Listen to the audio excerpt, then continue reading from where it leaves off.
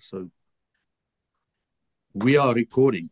Awesome. And we are doing the Masters of Ministry today. And we're going to do part 2 of the Feast of the Lord. And we're going to focus more on the Day of Atonement. And this is where we are. And welcome, everyone. And I'm going to go straight ahead and start sharing my screen and get my PowerPoint up. So let me just go to the place more. I can share my screen. Share. There you go. Okay. Can you see me? Can you see my screen? Everybody? Not yet. There you go. I think now you can.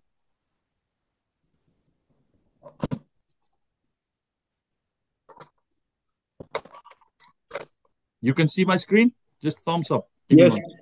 Okay, awesome. Yeah. There you go. My screen is shared and we're going to start now. We did open in prayer. Let me go to my PowerPoint. Part 2. Feast of the Lord, part 2. So I got again some of the slides in of last week just to bring a reminder. And please, if there's any questions or someone want to say something, just wave, or if I don't see you, wave, because I'm looking sometimes on my notes and I'm looking on the screen. Just unmute yourself and say something, or send me a note, or do this.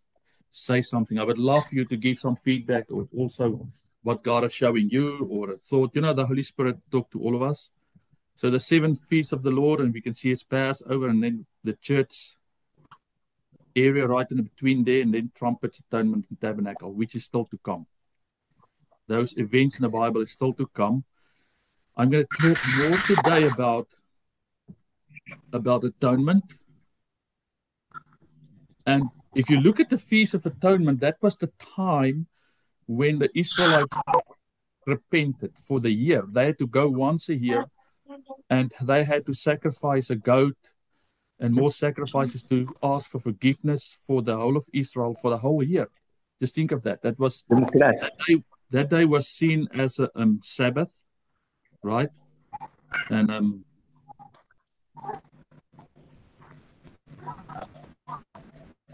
okay, I just ask you to mute yourself, otherwise I've got some background noise.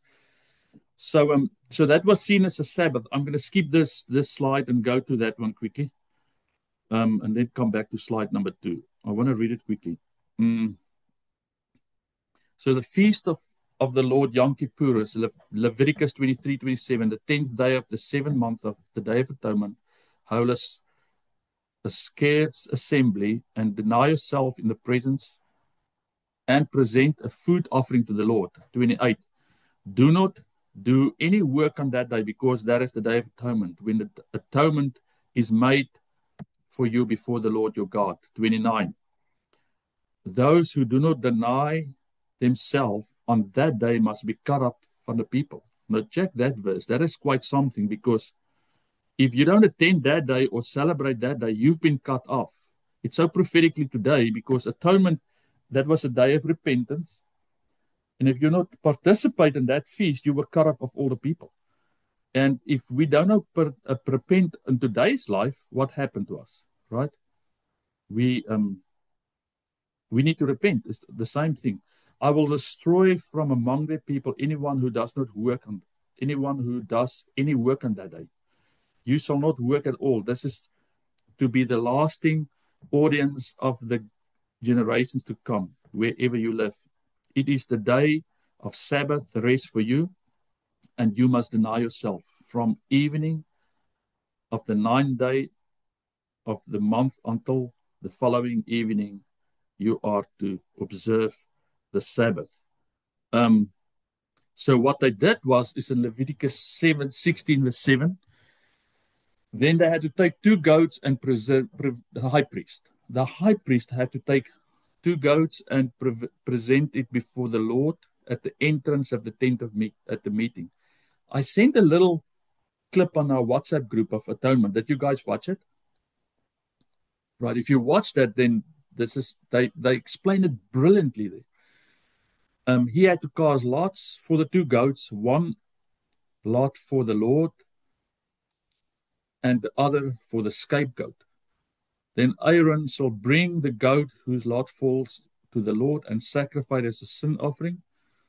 But the goat chosen by Lot as a scapegoat shall be presented alive before the Lord and be used for making atonement by sending it into the wilderness as a scapegoat. So you see the picture, and the one gets sacrificed, and the one goat been led into the desert outside the camp till he dies, and they put the sin of Israel on that goat, and then they cleanse. Thank God we don't have to do these things anymore, because Jesus did for once and all. We know all that scriptures. And this is the thing they did on that day, in the Day of Atonement, right? So I'm going to go back to slide 2. And I was thinking of Philippians 2, verse 12. Therefore, my dear friends, as you have always obeyed, not only in my presence, but how much more in my absence. That's Paul speaking to the church. Continue to work out your salvation with fear and trembling. There they had to, one day in the Israel, back in the Day of Atonement, they had to be on one day go and repent for their sins, and God was taking the sins away for the whole nation. But Paul is saying, continue to work out your salvation with fear and trembling. I almost think it's a daily thing. It's daily when we come before God that, Lord, we test our hearts. Lord, come before your presence. Thank you for yesterday, and I did that yesterday. I got angry for that. You know what I mean? It's a working out your salvation. It's daily come before God. When Israel, yes, all these other feasts, they had to check if there was any unleavened bread in the house. In other words, they had to check their heart that they had any anger towards anyone. There was a feast for everything. But here with Christ in us and the Holy Spirit with us, it's a daily walk with God and friendship. And the moment we fall short or we repent, we can repent and work out our salvation. It almost sounds tough. You have to work out your salvation every day. But I think what Paul is saying, don't just be a Sunday Christian. Many people just go to once a month. I've got people in my church who they come once a month to church, and that's their duty. I've done my side. I came to church once a month. They're not part in the activities. They're not part in the Bible study. Now, I'm not saying they're not saved, but I think if you are committed and you are part of the family, I think it's not just once a month a duty. You know, it's a fellowship, and we're doing it together, right? And I don't say going to every day to church. I'm very careful to have too many meetings, and I tell my people in my church, family first. Family first. God first. Sorry, family second. So if there's a child doing some stuff, activity, sometimes there's a family meeting. Go do that. So we don't make a rule. I just wanted why I say that. The New King James Version saying, why is that a B? Saying that, therefore, my beloved, as you have always obeyed, not in my presence only, but now how much more in my absence, work out your salvation with fear and trembling. Basically the same. Okay. Do want to talk about the Day of Atonement. If you look at the events in the world concerning Israel, you will see all these major events is happening on one of the feasts. And we're going to talk prophetically what is going to happen in the future with Israel in the Day of Atonement. In the book of Daniel, it says, God said to Daniel, if you want to see what's going to happen in the last days, see what's going to happen in Israel. And oh boy, is there activity in Israel at this moment. If you just watch the news, the world is talking, and there's division, and there's one people are for this group and one people are for that group, and it's just talking and more hatred. And sometimes wars and rumors of wars, and people are screaming for peace, and it looks like they're going to get a peace deal, and this whole thing, the attention is basically from the beginning to the end in Israel till today. And God is saying, when you want to see the end times, look at Israel. First, before we go and look at that, I'm going to talk about replacement theology. When I lived in South Africa, I believed in replacement theology. I believed the church has taken the place of Israel. Many in South Africa do believe that. In the reborn Christians, I was one. I was like, why are you so focused on Israel? I knew deep down in my heart it was God's nation. And I knew you can't sweep them out. But I was like, we are the church. And I was just the missions in Africa. And it's like, I don't care what's happening in the feast. That I didn't even know about the feast. I was not trained in that. And if you look into South Africa today, in today's life, they are the country that says they are 85% Christians, right? But they are the country also that take Israel to court. If you see what I'm saying. And because many of my friends still today that I know, they believe in replacement theology. Let's see what it is. Replacement theology essentially teaches that the church has replaced Israel in God's plan.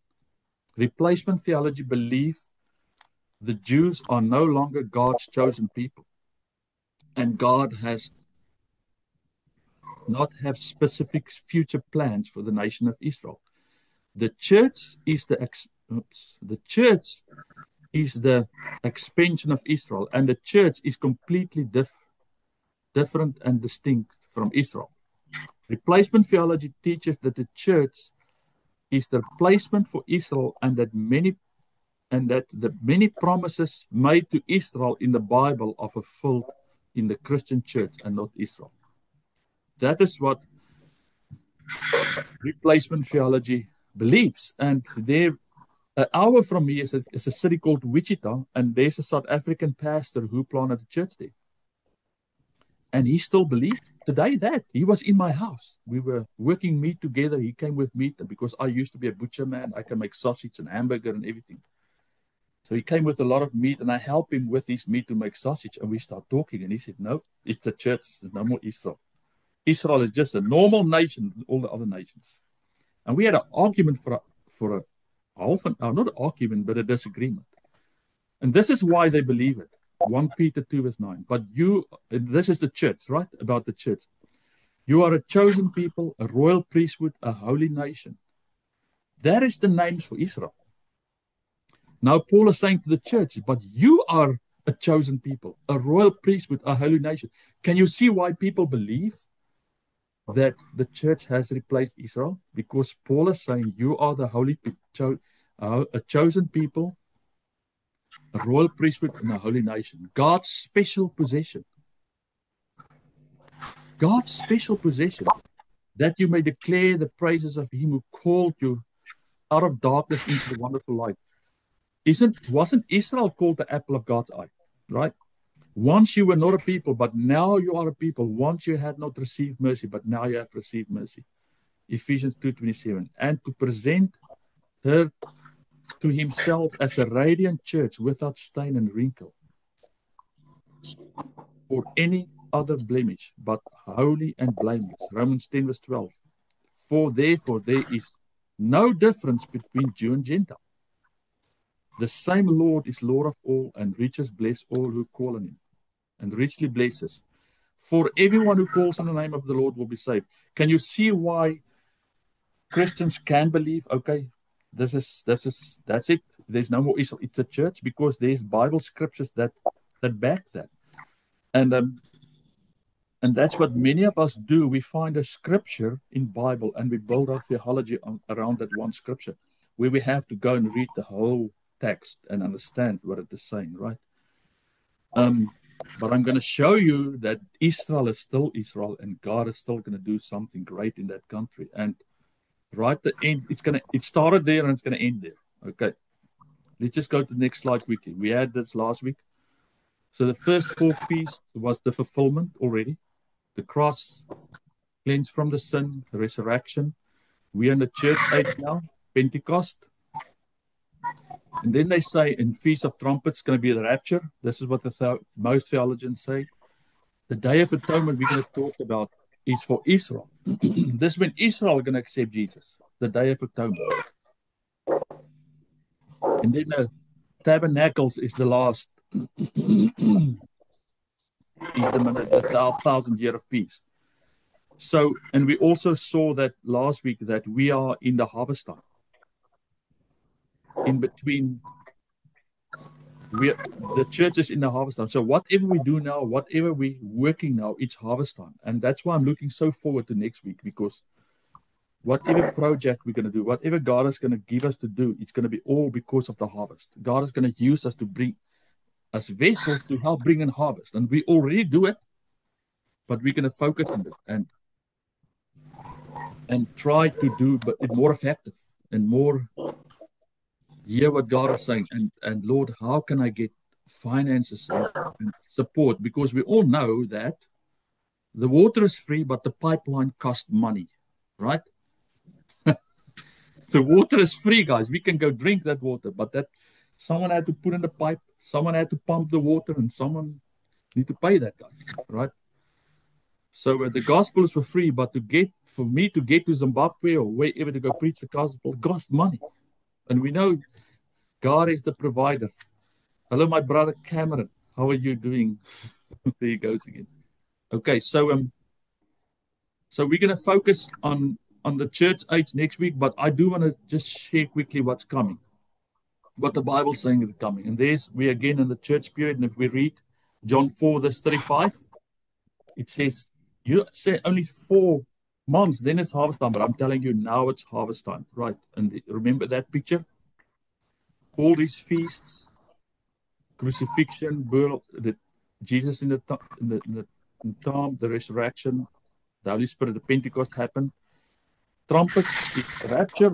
Day of the Lord is the atonement, and we're going to focus on atonement. And then Jesus returns, right? Let's read this. We did read the Feast of Yom Kippur Atonement. We read that one. Okay. We read about the goats, what they did on that day. So here we go. If you go to Zechariah 12, verse 1, it said it's a prophecy. It's still going to happen. The word of the Lord concerning Israel. So this is what's coming to Israel. I do feel to open this slide quickly, this one. I've got a teaching your church in Israel. I'm not going to share that with you, but I'm going to just give you prophetic words about Israel. There are 16 prophetic words in the Bible about Israel, events that's going to happen in Israel. And there's still 2 or 3 that must happen. All of them happened. The first one was in slavery in Egypt. They got delivered from Egypt with wealth. They possessed the promised land. The turning to idolatry. That all happened. That was all prophecies in the Bible that happened, where they turn away from God to idolatry. The prediction concerning Israel, Jerusalem, center of worship. Just give me a second.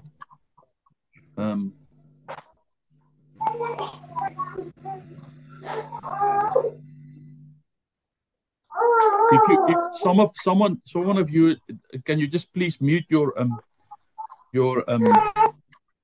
computer so we don't hear the background noise from you guys? Can you do that for me, please? Okay, I'm going to help you. There you go. Okay.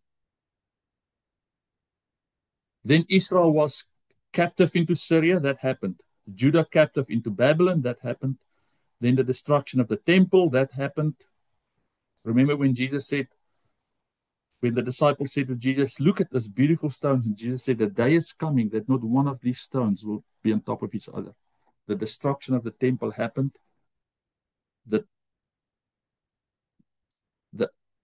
Skip one. The 9th prophetic word is the return from Babylon, 1948. No, that's not that. The return from Babylon. 10th prophetic word is destruction of the second temple. They rebuild it.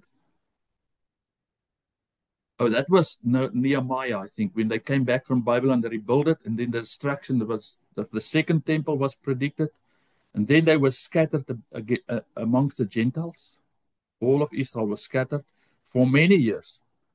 And then the regathering from Israel from all nations, that happened in 1948. And then this must still happen. Number 14, 15, and 16 must still happen. This is only 3 more prophecies over Israel. The gathering from all nations against Jerusalem, right? Must still happen. The supernatural revelation of Messiah and the coming of power. The three future feasts, let me go there, must still happen. There's the 3 prophetic words. The gathering of all nations against Jerusalem, the supernatural revelation of the Messiah, number 15, number 16, the coming of power. Let me show you quickly. Let's go back. Number 10. Right. Those 3 is the 3 prophetic words that still must happen to Israel. And according to the scholars, it's going to happen on those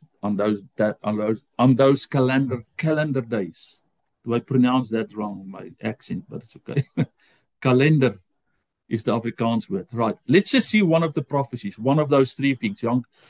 The word of the Lord concerning Israel, the Lord who stretches out the heavens, who lays the foundation of the earth, and who forms the human spirit in a person. I'm going to make Jerusalem a cup that sends all the surrounding peoples reeling. Judah will be besieged as well as Jerusalem. So there's a day coming that the nations again is going to come against Israel. On that day, all of the nations of the earth will go gathering against her. I will make Jerusalem an immovable rock for all nations. All who try to move it will injure themselves. I just wish all the nations will read and believe that verse. Just leave those people alone. Because you're going to injure yourself. That's what God is saying. This is a prophetic word still to come. On that day, I will strike every house, verse 4, with panic, and his rider with madness, declares the Lord. I will keep a watchful eye over Judah, but I will blind the horses of the nations. Then the clans of Judah will say in their hearts, the people of Jerusalem are strong because of the Lord Almighty is their God. On that day, I will make the clans of Judah like a fire pot and a wood pile, like flaming torch among sheaves. They will consume the surrounding peoples right and left, but Jerusalem will remain instant in her place. So Jerusalem will not be movable. I've studied a little bit. This war is the last one. Zechariah 12 is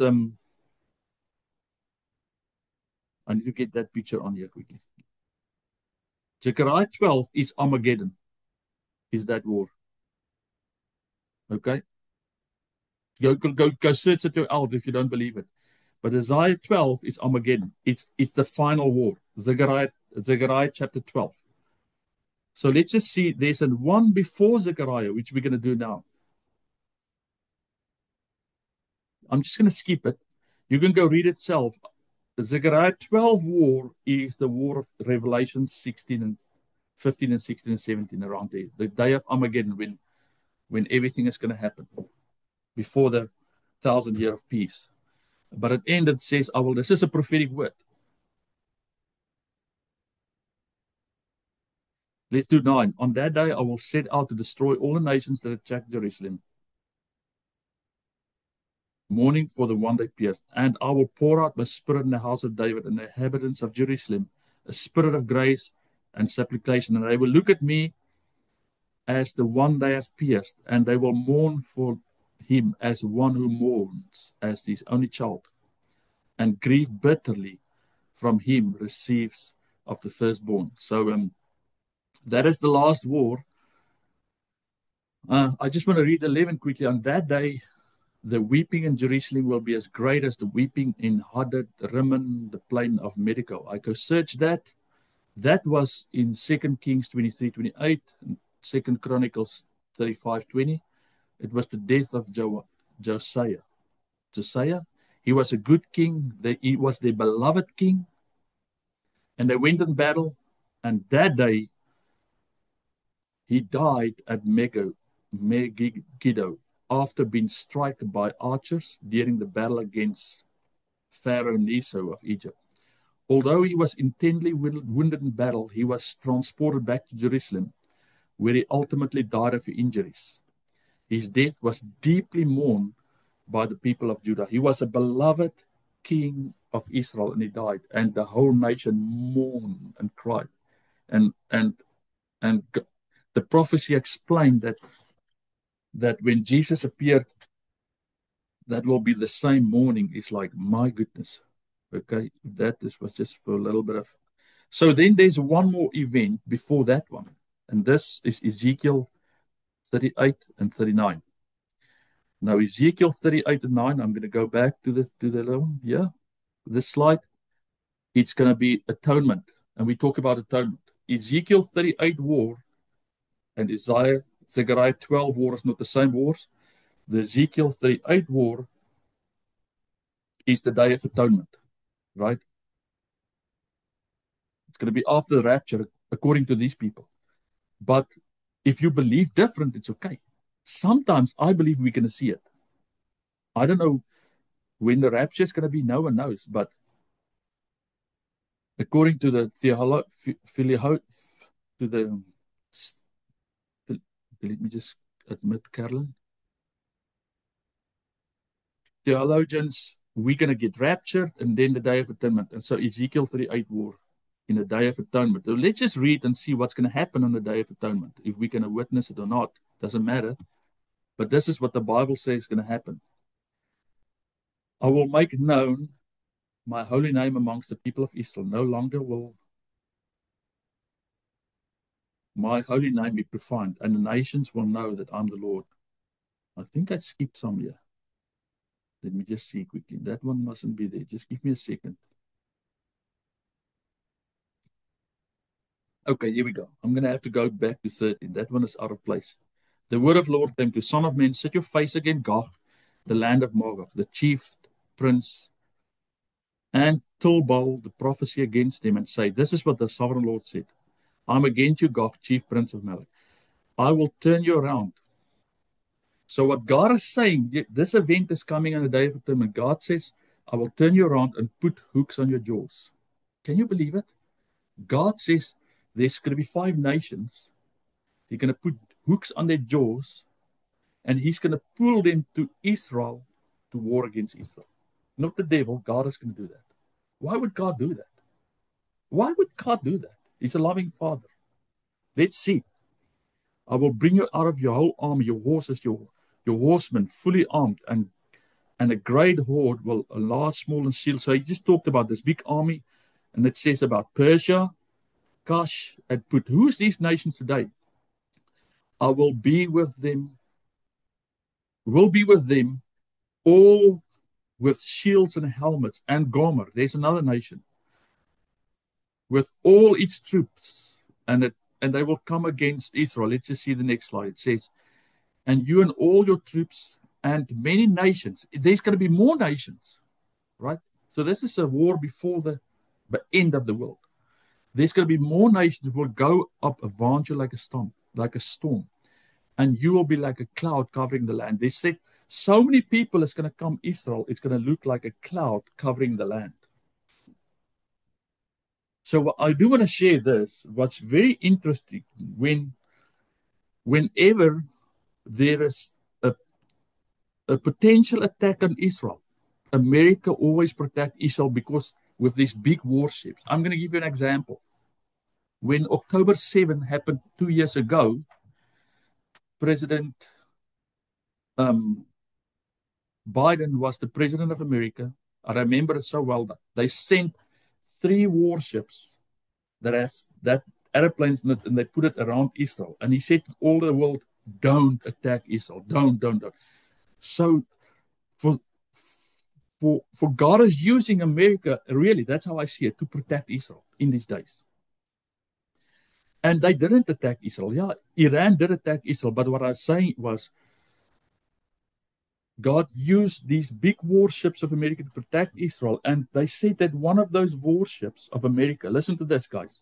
one of those warships with all that airplanes is stronger than any navy in the world. Just one ship. America has 7 ships like this. So if you read Ezekiel 38, verse 9, it says the people that's going to come, Israel, will be like a cloud covering. For me in my mind, there is not going to be America who's going to protect Israel. Because in the history of the world, America always protect Israel. I'm just speaking about prophetically here, right? And I think the reason, if the theologians is right, it's because of the rapture. Maybe, I don't know.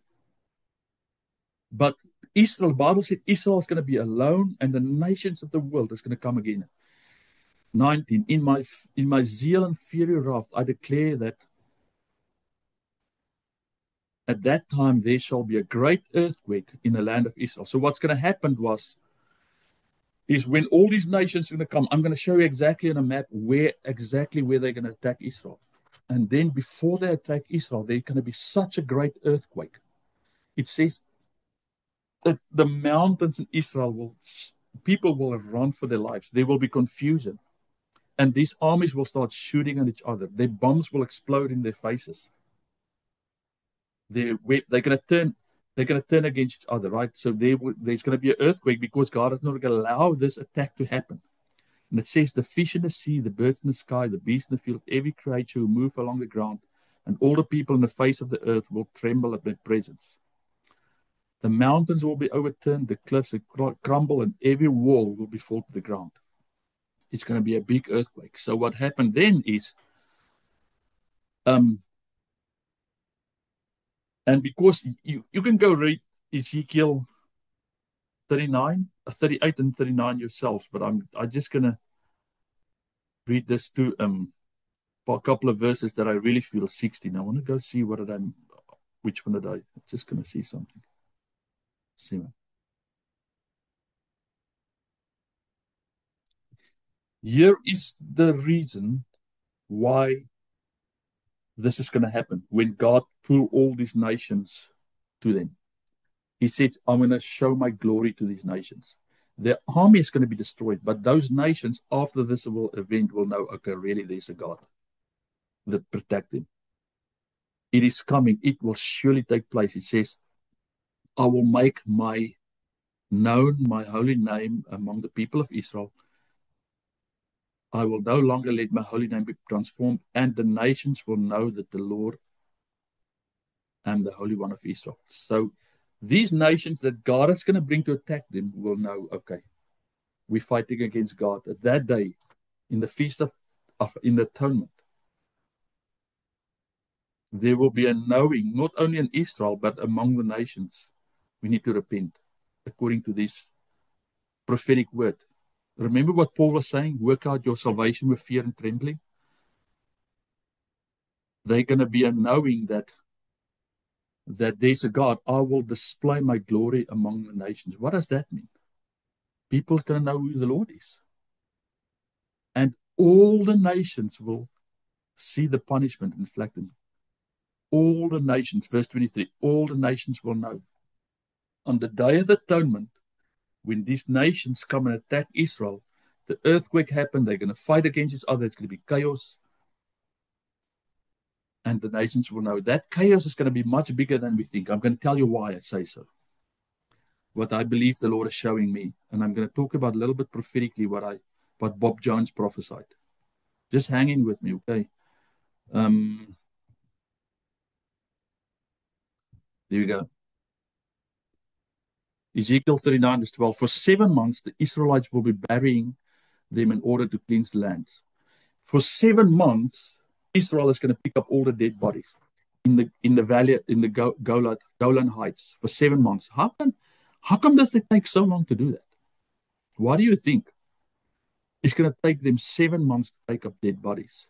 Is it because of the amount of dead bodies, or there's a reason? What I believe the Lord showed me.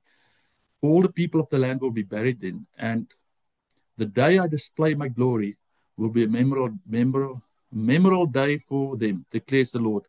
People will continue, listen to this one. People will be continually employed in cleansing the land. there's going to be teams of people that is going to be employed to clean the land, not to pick up dead bodies, to clean the land. They will spread across the land and go along with others. They will bury any bodies that are lying in the ground. After 7 months, they will carry out more detailed search. Listen to this. So 7 months, they're going to collect all these people that are to pick up all the dead bodies. And after 7 months, they're going to search for more dead bodies. And then it says, as they go through the land, anyone who sees a human bone will leave a marker beside it until the grave diggers bury it. What does that mean? Remember, this is a prophetic word. It says it's going to happen. So God is saying, after 7 months, they're going to get a group of people, and we're going to call them the markers. And when you find a bone in Israel, you're going to mark it. And then the grave diggers will come and bury it. You know why? I get the picture. These people is going to be in white clothes masks because that bone is going to have some other poison, or I don't know if the fire that come from heaven, or maybe it can be a nuclear atom bomb. That bones or that dead bodies is still full of what is that word I'm looking for? That atom bomb release. You know what I mean? And I'm going to prove you that what I'm saying this. Because they can't just touch them, they can't just bury them. They have to mark them, and then there will be grave diggers who bury them. It's going to be a whole process of 7 months, and even after, just get dead bodies. It's going to be a situation, right? I'm going to send you actually a link that you can listen. It's 10 minutes that explain it much better. Now listen to this. Here it comes. Ezekiel 39, I will send fire on Magog and those who live in safety in the coastlands. Magog is Russia today. I'm going to prove it to you just now. And this one who lives in safety in the coastlands. Who and where is the coastlands? Who lives next to the sea? Which land have water, sea waters next to them? So the Bible is saying there's even fire can go. Those who are not involved in this war, who lives in safety in the coastlands, is fire going to fall on them as well. Then they will know that I'm the Lord their God. For though I send them into exile amongst nations, I will gather them to their own land.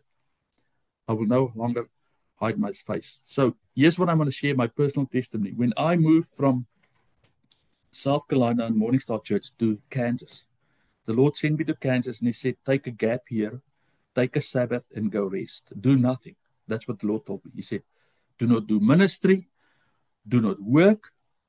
So we rent a house in a small village of 48 people.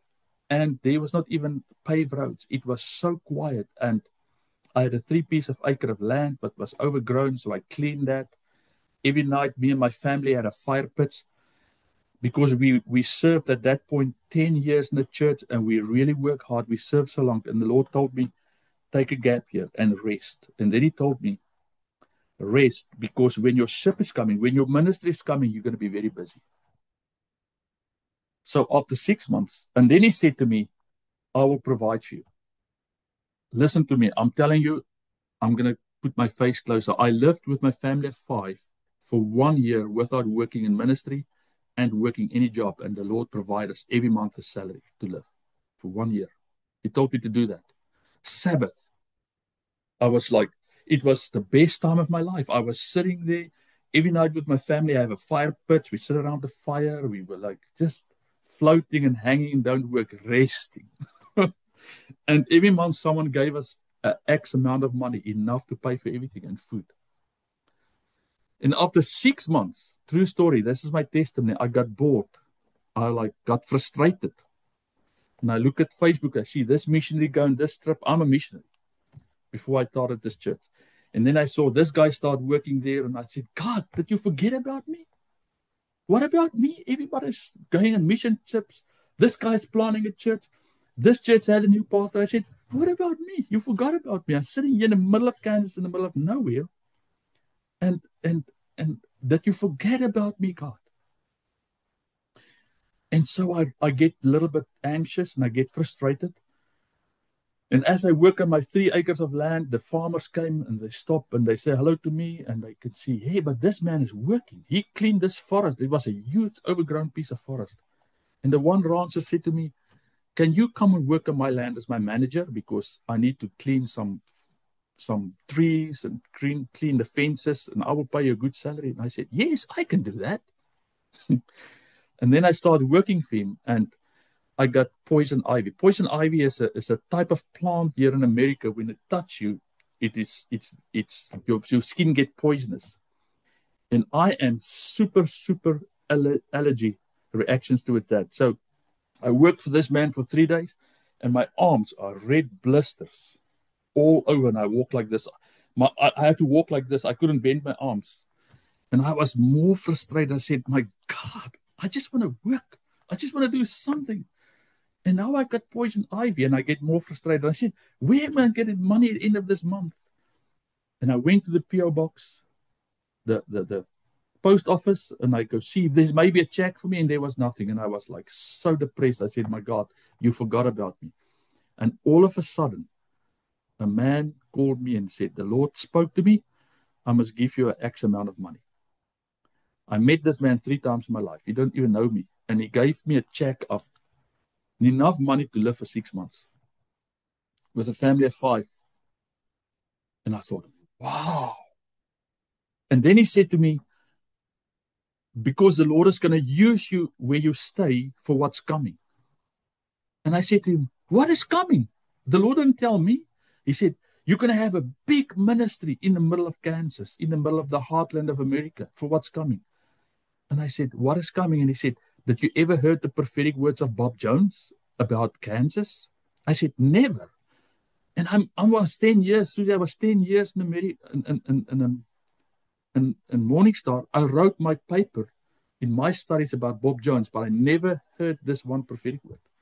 And that was the 500-mile radius around Kansas City. And Bob Jones prophesied this. He said, there's a day coming that the world is going to go in a war, and there's going to some limited nuclear bombs will fall in America on the coastlines, some of them. And there's going to be a migration of hundreds and hundreds of thousands of people is going to flee to the Midlands. And I'm staying in the Midlands now. If you see a picture of America, and it says, the church will not be ready for that. And I was like, my spirit jumped up, and I thought, what? There's a nuclear war coming some other time in my life. And he said, I gave you this money because this is what God told me, so that you can be ready and prepare for when all these people are coming, fleeing the shaking. But let me read this verse again. I will send fire on Magog, which is Russia. Listen to this. And those who live safely in the coastlands. So God's going to send fire? Why would God, a loving God, do that? It's harvest time. Many millions of people will run to Jesus, and we're going to have not enough churches. We're going to not have ministers. The harvest will be plentiful, but the workers will be few. It was a very big revelation in my life. That's why I'm here today. And then the Lord, 6 months later, let me start this church. So I'm going to go to the next map. That is Israel. That is the Golan Heights. If you can see my arrow, the nations that's going to come that day against Israel will be. I'm going to send you the link that proves this. Is Russia, Iran, Libya, Turkey, and Sudan. Sudan is the other one that's not on this map. They're going to all come from this. Only one side really that you can go through, and that's through the Golan Heights right in Israel. According to the Bible, they're going to be there. So I'm going to just show you the next map. There's the nations that decided to come against Israel. And Egypt, you will see Egypt is not there. Jordan is not there, and Iraq is not there. And I don't have the scripture there because of time, but it says those 3 nations will not be involved. Believe it or not, but it's there. But you can see the rest of the nations have some firebombs on them because they have coastlands. So this war is going to affect the whole world, according to that verse. I'm not bringing fear, I'm bringing good news. But most people are saying that we will be raptured by that time, right? But if we're not, just go read that chapters yourself. This is coming. Okay. So what about Israel? We're coming back to the replacement theology. Let's see what God is saying Paul is saying in Romans 1, verse 11. Then I ask, did God reject these people? By no means. I'm an Israelite myself, a descendant of Abraham, from the tribe of Benjamin. God did not reject his people, whom we foreknew. Again, I ask, did they stumble so as to fall behind recovery? Not at all. Rather, because of their transgression, salvation has come to the Gentiles to make Israel jealous. I have I've heard of churches in Iran. I mean, Susie, you will know more. But I've heard of churches in Iran, underground churches, that are so full of fire. I've heard their testimony that they said our mission is to go to Israel and preach the gospel. I've heard them. They said we struggle to get in, we struggle to get visas, but we are doing it online. We are talking to them. We have friends in there, and I've heard of Iranian churches that says we claim that very verse. See, because we're gonna go to them and says, our Jewish brothers and sisters, the Messiah is Jesus. He was a Jew, and they make Israel jealous.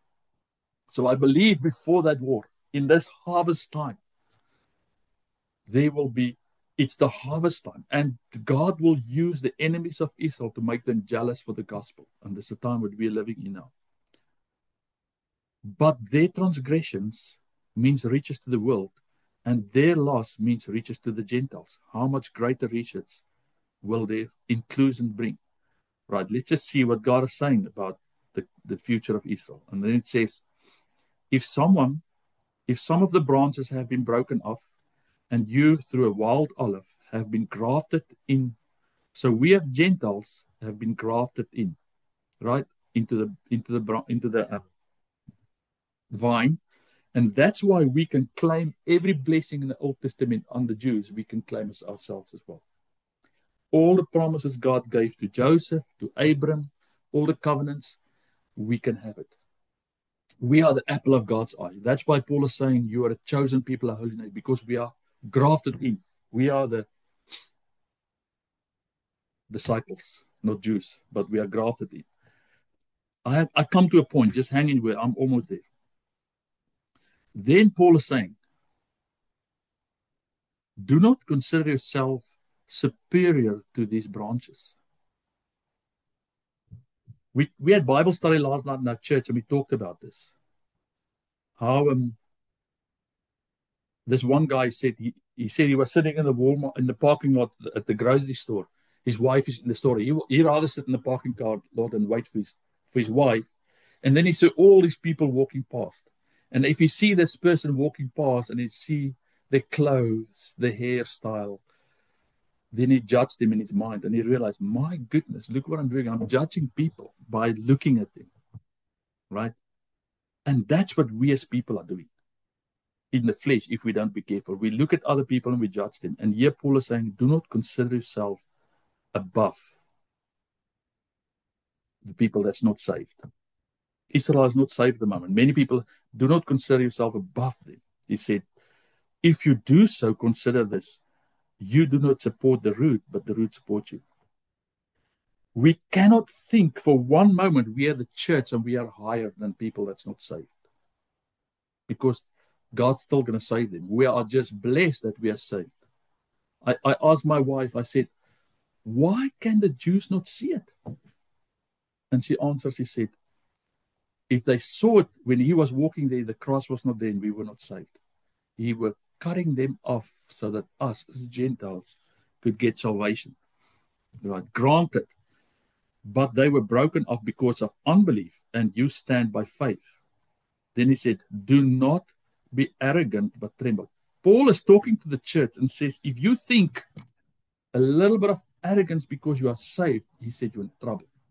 It's absolutely grace from God that we are saved and the Jews not yet, or whoever. Gentile is not. It's just his grace. For if God did not spare the natural branches, he will not spare you either. So, what is the opposite of humility? It's pride. God rejects the pride and draw close to the humble. We talked last week about charismatic witchcraft or white witchcraft. How can we overcome that? By humbleness. If we have any pride, that thing attacks us. Oh, God. Any pride, that thing is an open door for witchcraft to attack you. Right. Then it says, consider therefore the kindness and the sternness of God. Sternness for those who fell, but kindness for you, provided that you continue in this kindness. Otherwise, you will be cut off. So I've got a question, and I'm going to ask you to answer. Do you believe in once saved, always saved? So, in other words, if a man or a woman receive Jesus as Lord and Savior, can that man lose his salvation? Who will answer me?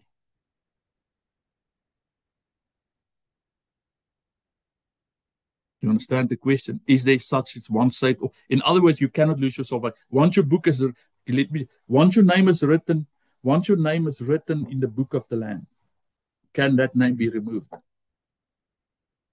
Or God will never remove? Is it a decision God made? And He said, I will never remove your name there. I want someone to answer me. There's some chat. Let's see.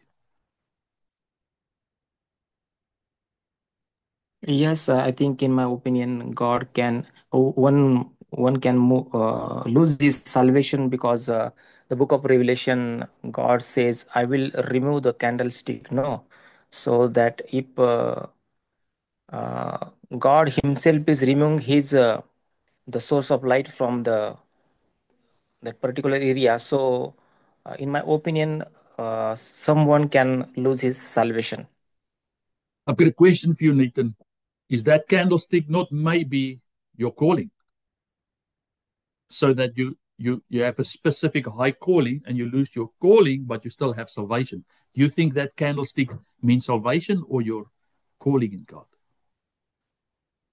Mm, I don't have answer right now for this, but Okay. It's just questions. I'm going to throw questions. Who wants to answer? Because in my church, people are telling me, Pastor, we cannot lose our salvation. It's impossible. The Bible says so. They're telling me straight away. But if you read this verse, the sternness, but the kindness provided to you through the kindness. Otherwise, you also will be cut off. So Paul is talking to the church here, and he says, if you get arrogant, he said, tremble, tremble, my friend, because you can be cut off. So that's a good thing. We can agree to disagree, but I believe you can get cut off. But I believe you must be, I don't know, man. God in His love and His mercy will warn you and bring you back, right? Like, look at the parable of the father waiting for the, the prodigal son. He let him go, and then at the end of his road, he came to his senses and he come back. I think God wants, if someone moved away, he can come back. I'm going to give you one example. In our church in South Africa, we have three pastors, two assistant pastors, and our pastor. I was one of the assistant pastors, and my other friend was assistant pastor. And so there was a church split then. We know that is not a nice thing, right? So this friend of mine was a worship leader when he got a lot of authority. I saw him cast out demons. I saw him preach the gospel with the anointing. We went on mission trips together. He was preaching with power. He was solid, strong. Because of this church split, he turned away from God. He's drinking, cussing. He said, I'm done with God. I'm done with. He got so hurt that he said, we prayed for him. I talked to him. He said, I'm not interested. I'm done. A pastor. So it's a decision. I don't know if anyone else want to comment. Right? Yes, Doctor, I wanted to say something. Yes, David. Yeah, I'm sorry I reached a bit late because my father is in a theater and I was preparing to send him to the theater before joining Yeah, the lessons. no problem. So right now he's in the theater and I'm praying for him. So me, I will just pick something from verses 17 of Romans 11, where they are saying that if some of the branches have been broken off, and you, though are a wild olive shoot, have been grafted in among the others, and now share in the nourishing sap Mm, from the olive root. mm, Now, you were asking whether we can lose our salvation, mm, and to me, this is quite a bit challenging. It may have both the no and yes answers, because now it's like a tree. If it is a tree and it has the branches, and unfortunately you become the branch that has been cut off, mm. it means the life in that branch has been cut because it's not receiving water from Yeah, the tree. yeah. So that one, obviously, it has lost and it will not. Now, they are talking of grafting, meaning now there is somebody who was not originally Mm, part of this tree. But this person, because he has received the salvation and he has accepted, mm, he will become part of the tree. Now, for you who received the tree, who received the truth, and you diverted, you got perverted, and you left the truth, you are the one who is being cut off now because you mm, left the tree. mm, You left the truth. You knew the salvation, and you decided not to follow the salvation that you have received. Then you are cut off. You are going off. Then mm, the other one who did not have the salvation is grafted now to the foundation, mm, is coming back. Unless if the tree, the original tree itself, mm, loses the grip, that is now when everything will mm, go wrong. But the Bible tells us that the word of God will always stay forever. mm, Everything can pass out, but the word will stay. That means those ones who will stay, who will remain in the word, who will remain following the right God, those ones cannot be cut off. mm. That is my opinion, and that's my contribution towards that. Thank you. Okay, that's good. That's good. I like it. And anyone else? Gonna give one more opportunity. Susie, did you wave your hand? How do I make this ring bigger? Show grid video. Oh, there Okay. you go. Well, thank you, Pastor David. I think, well, if I'm very simple, sorry. So if it's arrogance that's cutting us off mostly, then again, wouldn't his kindness be the repentance? So then if we repent, which is atonement, then we won't be cut off. So isn't that the key to not Yeah, being cut off?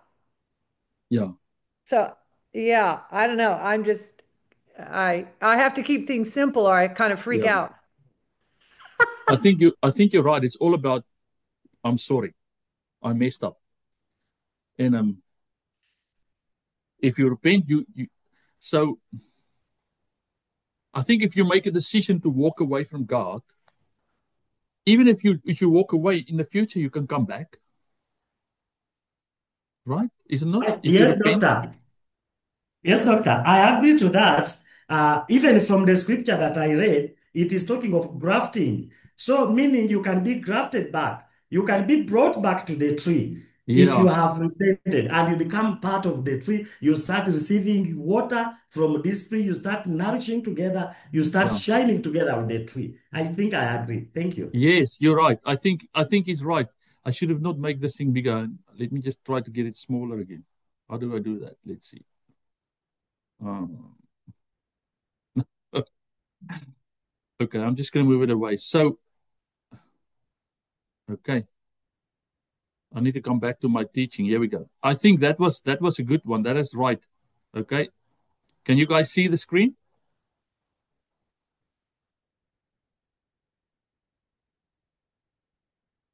You can see it? You can see my screen at the moment, right? I can see very well. Okay. So let's just see. Let's carry on. Romans 12. So I don't want you to be ignorant about this mystery. Paul is calling it a mystery, brothers and sisters, so that you may not be conceited. Israel has experienced a hardening in part, until the full number of Gentiles has come in. Yes. There you go. There's the answer. And this way, all Israel will be saved, as it written. The deliverer will come from Zion, and they will turn godliness away from Jacob. And this is my covenant with them. Then I take away their sins. As far as the gospel is concerned, they are enemies for your sake. Remember, the Israelites were persecute the. Okay, David says he's not seeing the screen I'm reading. You're not seeing it?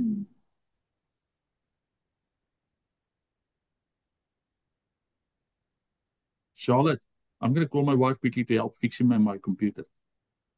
Can you see it now, Yes, David? I'm just seeing you talking, but I'm not seeing the screen from where you are reading, but I'm seeing you yourself. Can you So just... you did share the screen, yes. Okay. You know what I'm going to do? I'm going to pause. I was just at Bethel this year teaching at the worship school, and Wow.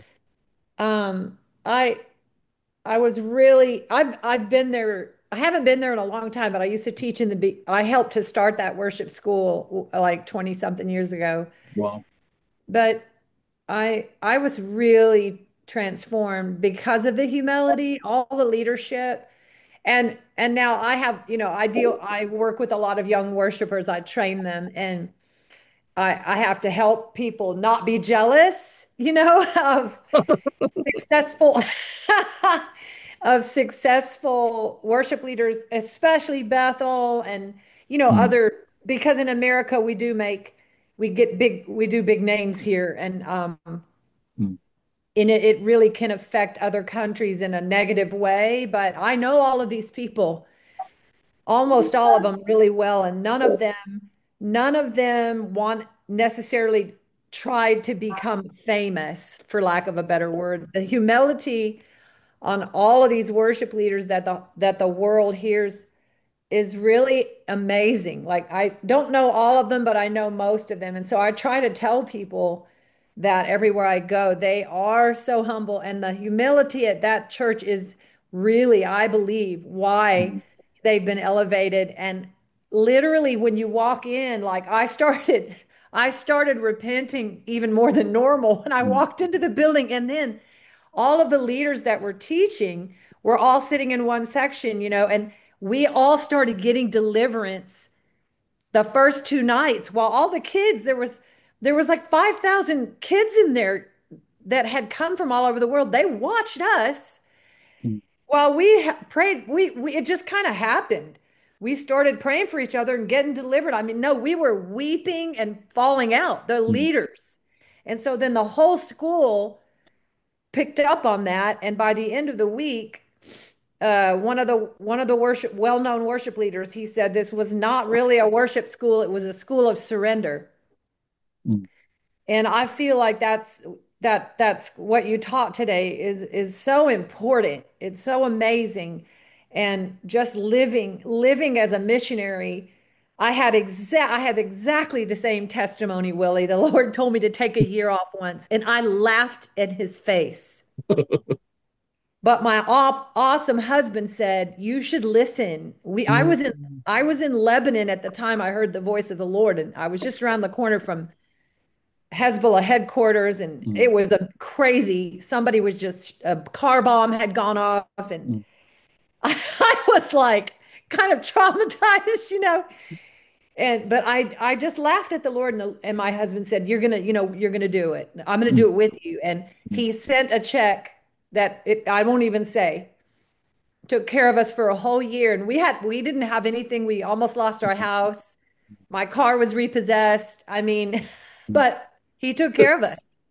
And that one report I made on Fanny Crosby, who wrote more than 10,000 hymns, she wouldn't take any money she wouldn't take any money. And she all the people she wrote songs with were making a ton of money. Mm. And she didn't want it because she said, I want to see the Lord provide for me every day. And she lived with the poor people, and she was just blind, and she was amazing. That's one of the main things that I think it's hard.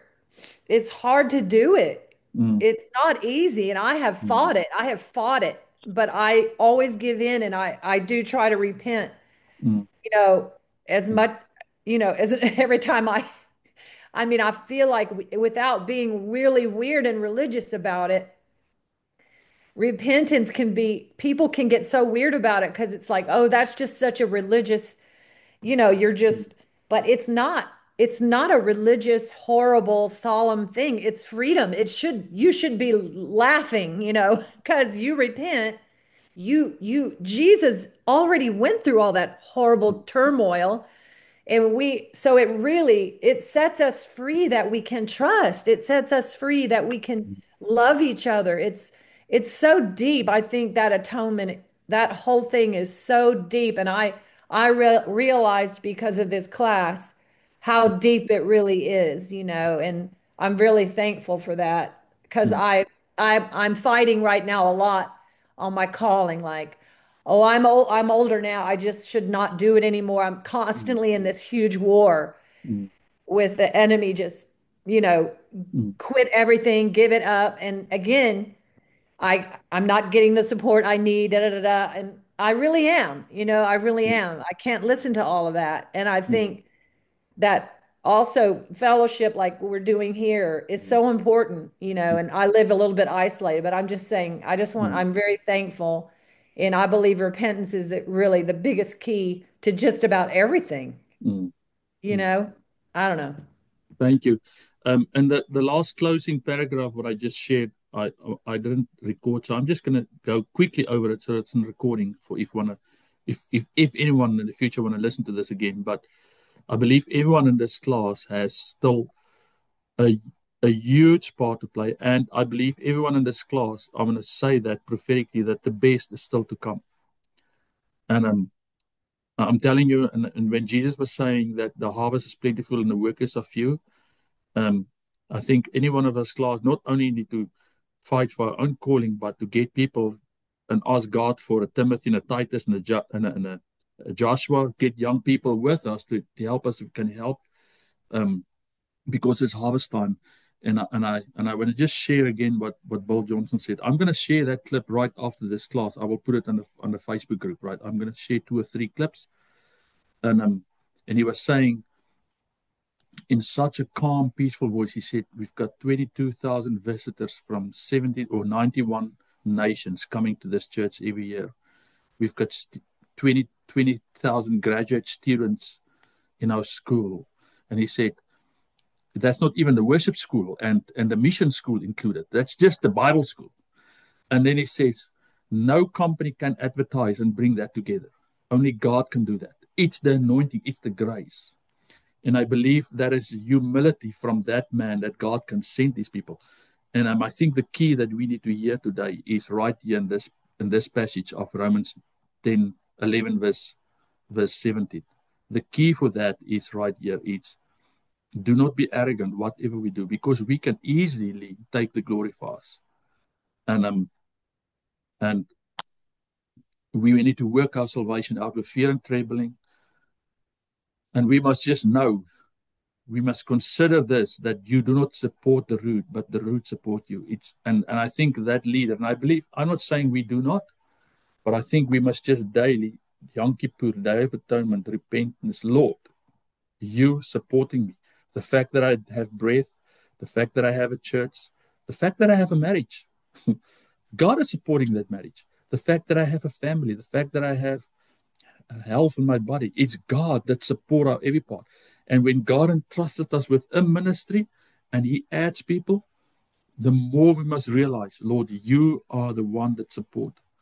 And as that woman said, who feeds 4 homeless churches every week, and it's about average 20 people to 30 people in one church.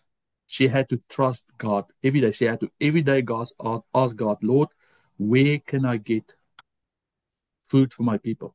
I want to share one testimony. Can I? It's going to take a minute. So we were staying there, and I felt to. I'm a butcher man. I can work meat. I can slaughter a cow or a sheep, anything, and make sausage and make meat. I'm just doing it from a young age on the farm, and I had a business. And one day, we had to trust God where we stayed. I didn't have a salary. I trust God every day for food for my family. We are 5. And one day, someone came and gave me, I think, 20 pounds. I didn't have food, and they gave me about 20 pounds of deer meat. Now, deer meat is more special for me. It's more healthy because you can't buy it in America on the shelves. And I said to my wife that evening, let's just tell nobody we have this meat. We eat it ourselves because we were really hungry for meat. I'll be honest with you.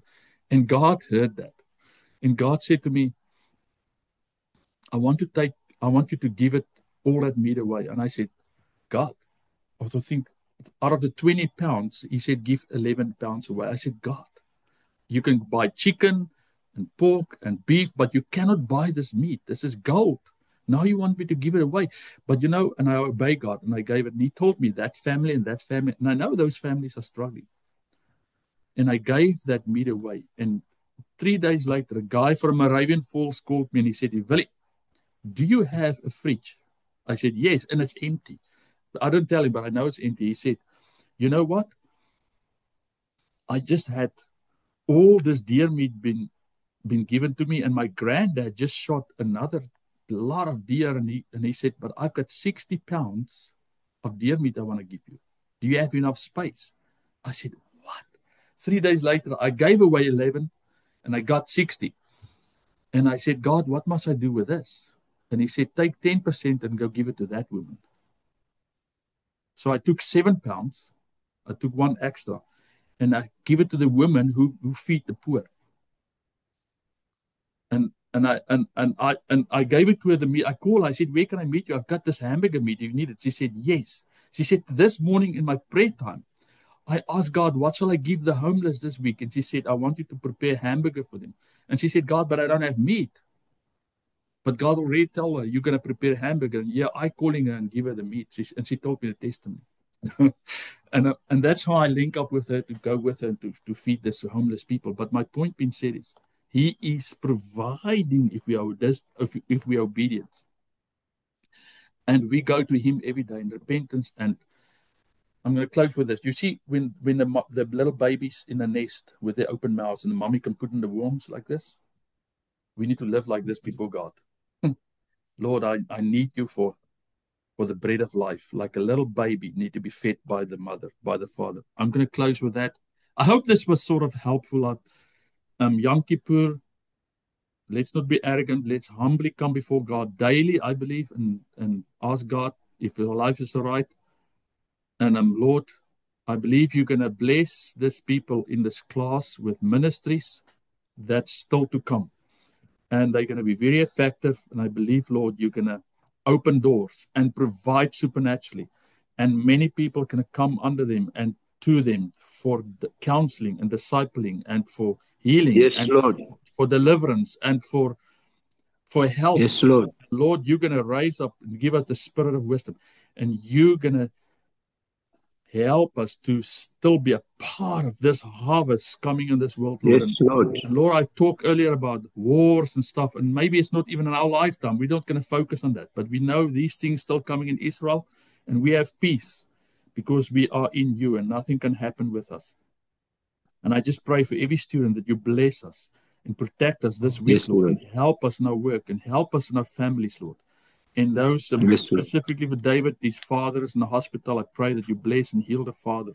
And everyone that's in need, whatever your need is, God knows your need. I'm telling you, God, I pray Yes, that Lord. every need you have, that this week God will provide that need, that specific need. I feel to pray this. I feel this. There's some prophetically and a sort of a word of knowledge. There's some of you that have specific needs. I feel God is supernaturally going to provide your needs this week. Yes, And, Lord. and just start praising Him so long. God heard your prayer, heard your ask. I feel the Lord says, you stop asking now, just praise Him for the breakthrough. Amen. Yes. Amen. Let me just Amen. stop Amen. my recording. Pause.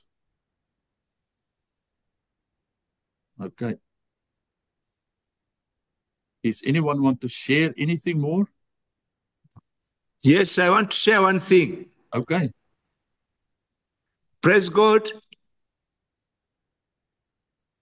I want to talk about replacement theology. In Uganda or Africa as a whole, we have a replacement theology. We think that praying for Israel, we think that looking at the feasts, we are talking about Old Testament. But then to what I've been taught, I've tried to connect the feasts of the Lord, starting with the Passover to mean the cross of Jesus, looking at the unleavened bread, that is cleaning away all our sins. Then the first resurrection, the first fruits rather, which brings us to know the resurrection of Jesus Christ. Then looking at the Pentecost, where we got power, where we got the Holy Spirit visiting us.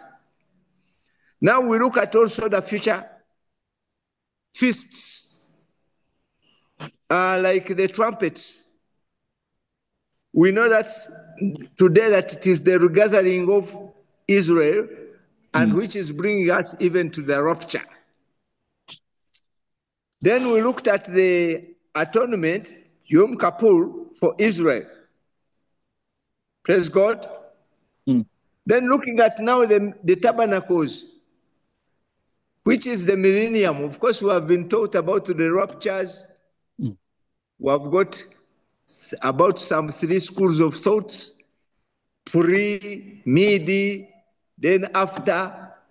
But then this one gives us everything to do with Jesus Christ as a savior in God's redemptive plan. So there's no way we can say that the church today is higher. Actually, that's what he meant by arrogant.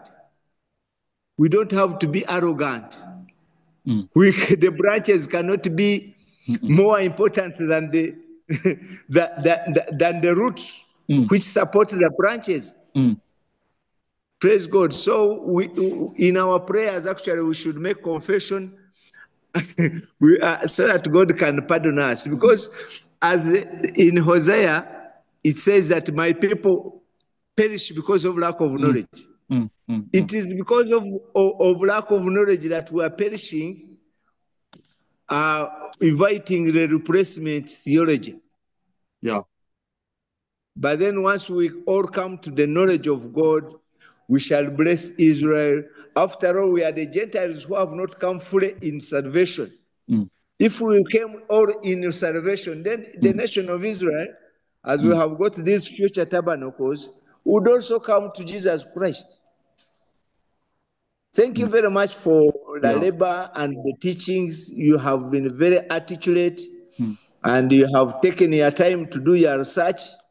So I can see that this is a very good stuff that will never leave us the same. Yeah. I really feel to talk about that replacement theology because I know in South Africa, I don't know the rest of Africa, but I got a sense that Africa struggle more with that thing. About Israel is Africa is worse. Africa church has become arrogant.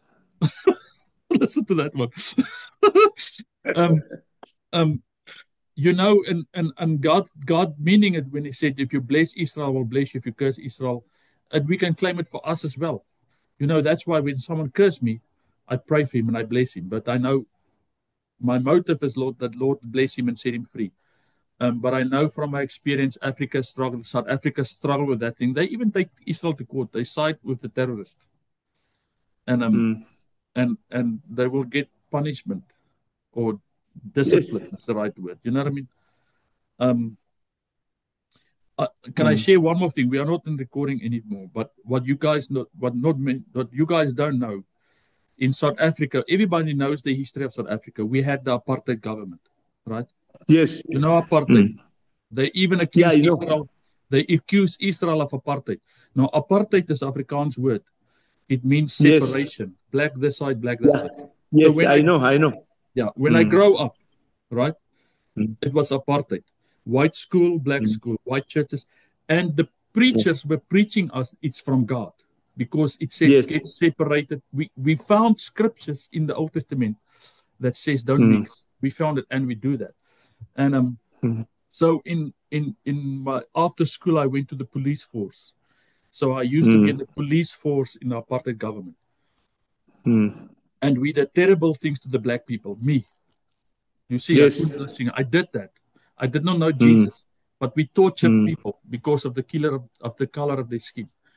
But in his grace, he saved me. The day that Jesus saved me, I cried for 3 days. Crying like a baby.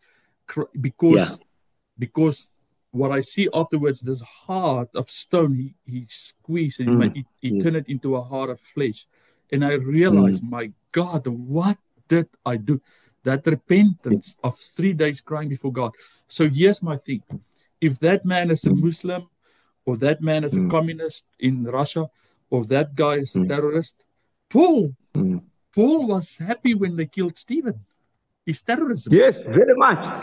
So what I want to say is, we cannot put in our minds, I'm saved, look at that guy is still that. We must be humble and say, thank you, God. You have set me free from this evil thing. Now I want you to use me to save other people. And And I remember, I just want to tell you this one thing. You will enjoy this. So I went to this church. First time in my life, I went to a church and there's black people and white people and colored people. And my mind is not. So I'm saved, radical. The Holy Spirit filled me. I'm like so in love with Jesus. But my mind was still apartheid. Right? So I went to church and I saw, okay, there's black people. I thought, okay, let's see what's happening here. And there's one woman in church, she was worshiping Jesus and the hands was up like this and the tears was flowing down and she worshiped and I look at her and I said to God, I want to do it like that woman. Because the church I'm coming from was just, you just sing like hymns and there's no clapping and no hands up. And I saw this woman worship and she's crying and she just worshiped Jesus. And I said, Jesus, I never saw this. I want to see that. You know what he told me? He said to me, Look at her, she's black.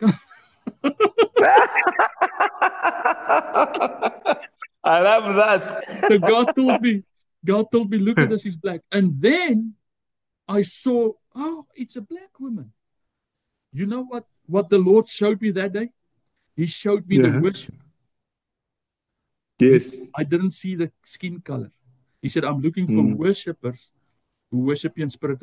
Not Africans, Americans, Arabs, truth and in spirit. Worship with spirit and truth. And so I was not being set free yet. Right. And then my pastor said, hey, I'm invited to go preach in this church in the city. Can you take me? I said, sure, I come. I'm 3 weeks Christian now. Love Jesus. Full. I'm like reading the Bible and praying. But the mindset was not set free.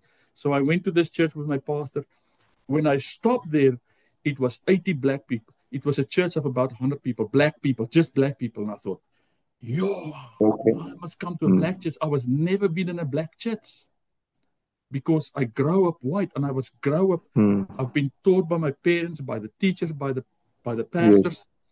And I thought, okay, let's go see what's going on. I remember I said to myself, to this pastor, you have set me up here. I can't turn around now. I have to go. So I went into that church and the worship starts.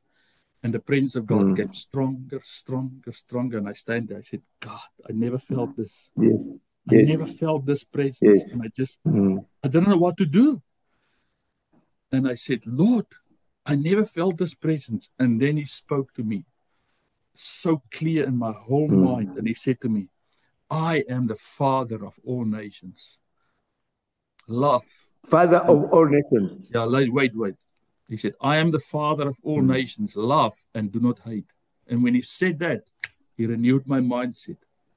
And from that day, I became a missionary in Africa. He set me free. First, I was born again. Then he set me free in my mind.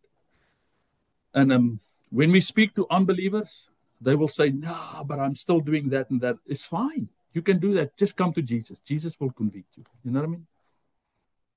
I'm a testimony of someone that was radical against the truth. Me.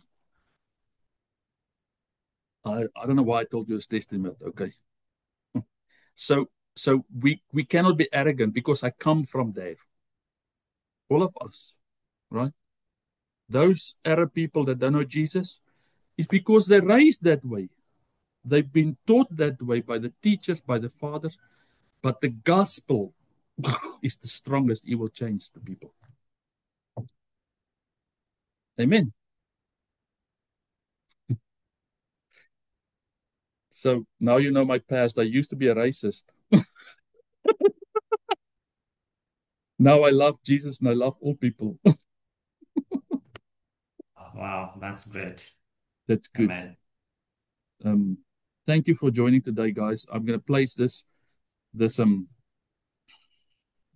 video on. I'm going to send you three clips. One from that war I explained. That guy do it much better. It's just short. It's 5 to 10 minutes. The second clip I will send you from Bill Johnson, where he gives the testimony. It's 1-2 minutes of saying all these people come, and it's because of God. And the last clip I do feel to share is Benny Hinn, that talked about the last days. And Susie, here's the thing. I was sitting in my house and I listened to a testimony of Benny Hinn 8 months ago, and he said, I'm an old man, my life is over. It's on YouTube. And when I watch it, I never follow Benny Hinn, but when I saw again, he's in Uganda and he got this, was it Uganda? Thousands of people crusade. And he said, in Uganda, God told me, do you want Africa? He said, yes. And now he's going to go to Zimbabwe. Now Benny Hinn, and God told him, you know what? Reinhard Bonnke passed away. I need another man to go. I saw when they help him up the stage, he can't walk. They take his arms. He's so old man.